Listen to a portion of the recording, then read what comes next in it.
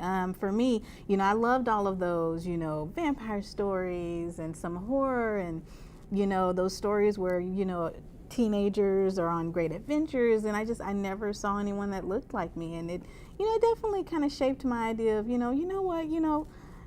us, chocolate girls, we want to hang out with vampires too. We might, make different decisions, but we want to hang out with the vampires too. Yeah. Just, give us a shot as well. And so so that's kind of what drove me to start writing.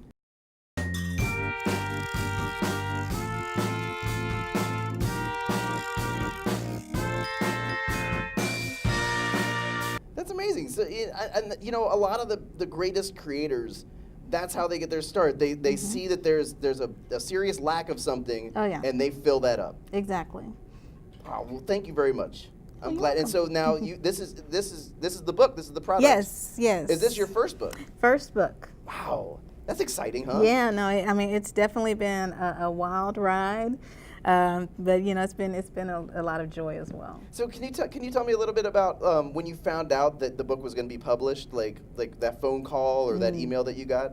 Well, I got it. I'd sent it off to a medium-sized press called Ever 19, and I, just waiting around, and one day just got an email at night. And I remember my then boyfriend, who's now my husband, he was already in bed, and I kind of jumped on the bed and hopped on top and was like, "I'm getting published! I'm getting published!" And it was like a really awesome moment. That year was a big year. I ended up getting engaged like 2 months later. Ooh. So yeah, it was a whirlwind.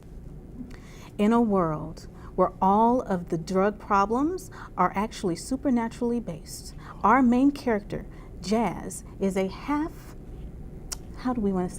succubus who actually goes out and kills those of her kind who want to suck all of the humans dry of all of their life force and energy. But in the process of doing her good work, she gets cursed, and that curse means that she is going to turn full-on succubus before she's ready to feed with control. So she has to actually go out there and kill the guy that cursed her.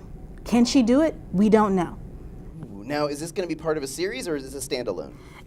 I would like to do a series. So I actually just finished a separate book, mostly because I wanted to take a little break from the characters. But the plan is to jump right back in and figure out what's going to happen in book 2. Oh, that's exciting.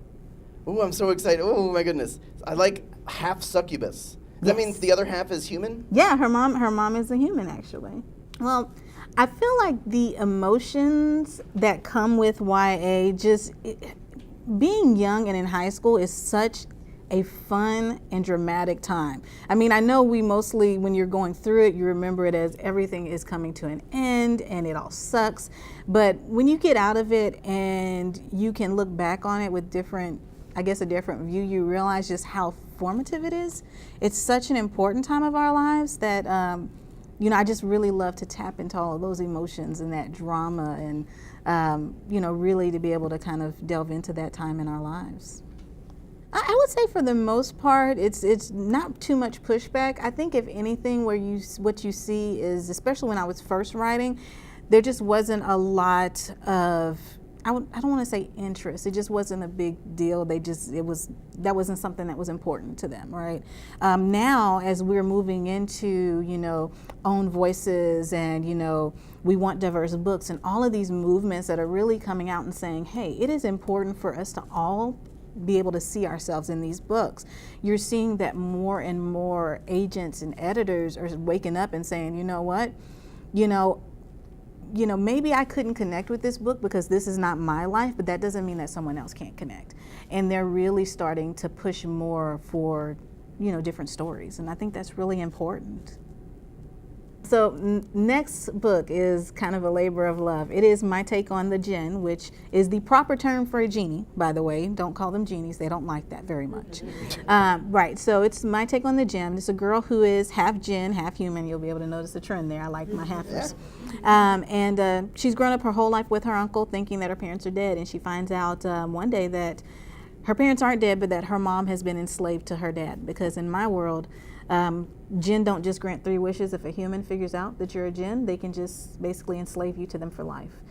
And so, she goes on this really amazing journey to figure out how do I free my mom from this contract, and it causes her to grow a lot. She learns a lot about herself, and it really makes her focus in on what's important in life. So, All right, well, thank you so much for coming on the show. Can we do a high five? heck yeah. All right. And we're going to do one last thing. Yes. We're going to look in the camera and say goodbye. This All one right ahead. This one right here. All right. Yeah. Oh. All right, so here, I'm going to lean in. Okay. I'm going to count to 3, and then we'll say goodbye, okay? Okay. 1, 2, 3. Goodbye. Goodbye.